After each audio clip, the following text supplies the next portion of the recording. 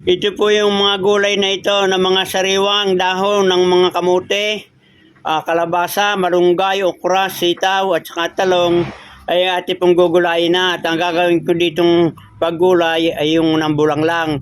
Dahil tayo po ay umiiwas na sa masyadong maraming mantika at ang kailangan ng ating katawan yung tayo ay libre muna sa mga mantika at talagang tayo nakakaiwas sa mga pagtaas ng ating mga kolesterol at yung pagtaas ng ating presyo ng dugo. So ate pong hihimayin ito at atin ang bubulang-langin.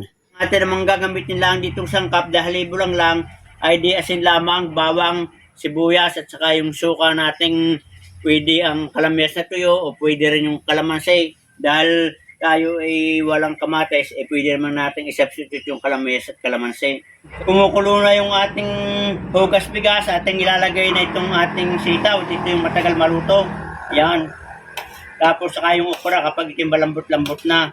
Isama na rin natin yung sibuyas bilang pampabango sa ating gulay.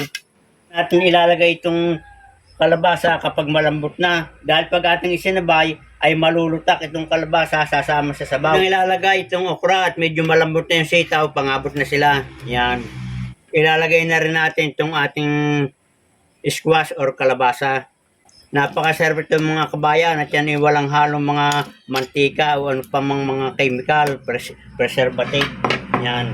At ito na rin yung ating isusuka para natural. Ito yung pinatuyo kong kalamyas mga kabayan. Ito yung napaganda ng pagkaputi ko. Wala itong mga ginamit ng mga anumang pampabunga. Ito yung talagang sa panahon. Ayan, natin ang ilalagay ang talong at pangabot na sila. Ito ilalagay na natin ng mga kabayan ng talbos ng kamote. Ito yung matagal-tagal ding maluto. At ang ating ipagpapahuli naman yung talbos ng malunggay. Sapagkat yung malunggay basta mainitan, yan ay luto na.